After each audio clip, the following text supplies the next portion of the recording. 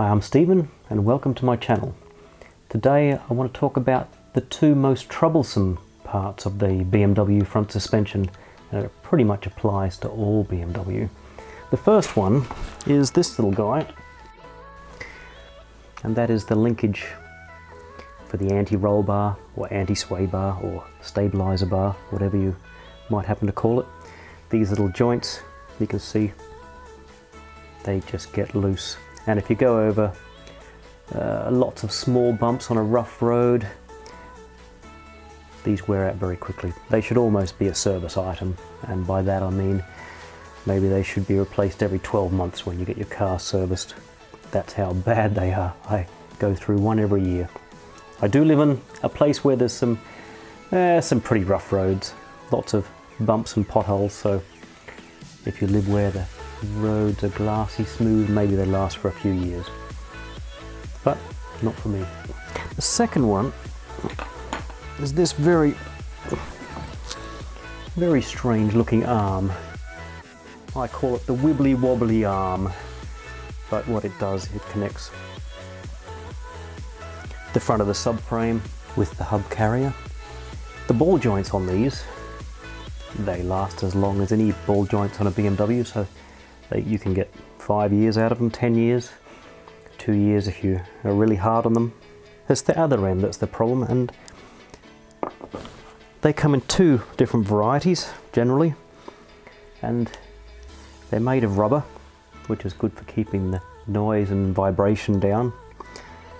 And some of them come with hydraulic fluid inside them, which makes them very, very smooth. That's great. Sounds wonderful. This one is a solid rubber variety like you might find on an M3. It's not quite as silky smooth, but it does last a little bit longer than the hydraulic ones if you drive hard. However, as you can see from this one, it's starting to fall apart, and not from old age. This is about 6 months old before I killed it. Now if you drive slow and smooth, maybe they last forever. I don't know. If you have big brakes fitted to your car and you drive hard, you hit those brakes hard, what happens is all of the energy of the car is leaning on this rubber. So your tyres can pull over 1G of stopping force, plus you hit a bump at the same time, a shock loading, maybe you're getting 2, 3, 5 Gs through this little thing, 5 times the weight of the car through 2 joints, 1 on each side. That's a lot of weight, a lot of force to put through this little tiny thing. And so I kill them within 6 months. And if you drive an M3, I'm not sure how they last very long at all, with even bigger brakes than this car has. So what do you do? Well, first of all, let's talk about how you test for that. How do you know if your car is having this particular issue with this joint? Well, I call it the kick test. If the tyre is turned a little bit more so you can reach the back of it, I can give the tyre a good kick and I can feel the movement. But something a bit easier for you to test is to do the following. We're just going to lift the car up a little bit so the wheel's not quite off the ground. We want it so it's still gripping the ground. We've got the handbrake fully on, got a big jack under the jacking point at the front, and we'll lift it to it just doesn't turn, doesn't lose traction. I'll show you what we do. Okay, we'll just lift it up. Oh, too far. Okay, let's drop it. We want it up, but we don't want it to be, don't want to be turning, don't want to be slipping. That defeats the purpose. So what we'll do is put a wheel wrench on one of the wheel nuts, and we'll give it a bit of a turn. Now we're not trying to do up the wheel nut. We just want to give it a bit of a bit of force to see if the wheel moves forward and backwards. I'll just get out of the way there. Okay, and we'll lift it a little bit.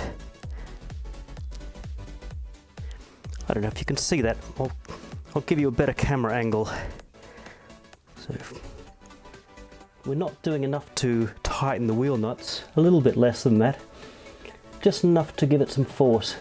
And you can see there that it's moving backwards and forwards. And that's the test. But equally, if I was to turn the steering wheel, well, let's do it, come on. Let's give it a try. We'll just turn the steering wheel back in a sec.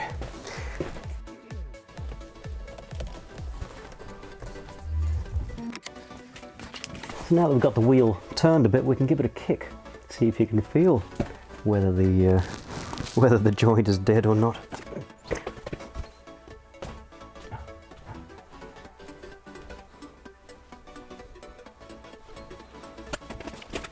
Well, that probably wasn't very helpful for you at home, but if it's bad enough, you can certainly hear it clunk as the inner part of the joint moves against the side. So it's not quite bad enough for that, but I suspect what I've got is a little bit like this. It's probably starting to separate and there's a little bit of movement. So it does need to go, but it picks its timing well. I'm just about to head off on a 2,000-mile journey.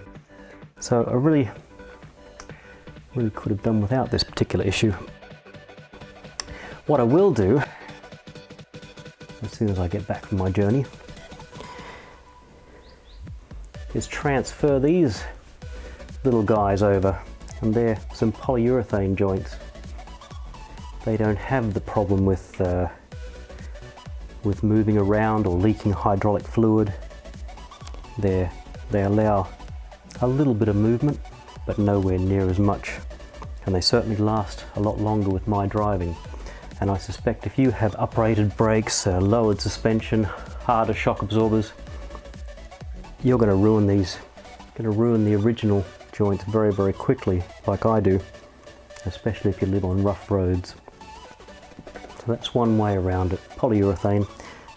There's a company that also does them as solid ball joints, and I suspect that is very, very good as well, although it's quite expensive, and I'm not sure if it would be too much noise transfer into the cabin. I'm not going to tell you these polyurethane joints are as smooth or as quiet as the rubber original joints, but they certainly last, and when you hit the brakes hard you don't have that slight wandery feel that you get with the original rubber parts. They certainly seem to allow a bit of movement under hard braking, which I really don't like. This makes me much happier. So they're going to be on the car very soon. But they're not the easiest things to transfer across, because these rubber parts, they live in here, but they live in a metal sleeve. So when you buy a new arm, which comes with a new ball joint, which you may probably need, you buy it for the ball joint, and then you have to take out the metal sleeve and the rubber, and they do not come out easily, especially the metal is stuck in there very, very well. You have to Dremel it out or grind it out. So if you like, I could do a video on that when I get back from my trip. Let me know in the comments if you want such a thing. Just to let you know, it's an option. If you drive hard, this really isn't the thing. I'm not sure why well, I know why they use them. They use them to keep things as smooth as possible for the luxury part of a BMW, not the sports car side. Of course, BMW suspension front and back is more akin to sports car suspension than it is for luxury cars, but because they have Mercedes-Benz as a competitor, they want to keep things luxury too. A bit of a shame, really, but anyway. And in case you're wondering, back to where I started, if you're wondering how you know if this little fella's has its end of life, it makes so much noise you think that the whole front of the car is going to fall off. if you go along little ripply bumps, this thing will tap away. So it's not hard to tell when this guy needs replacing. It'll certainly let you know with lots of tappity tap tap tap sounds.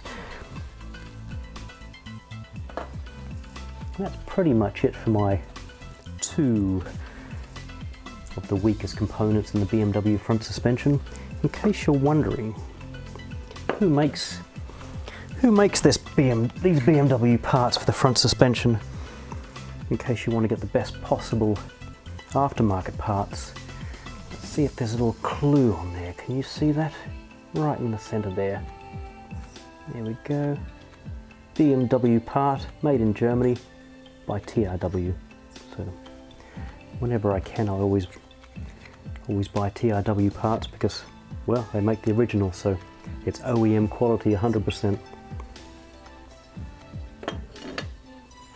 Okay, back to wrap this thing up and grumble for the next 2,000 miles on my journey, knowing that my front suspension is not 100% right.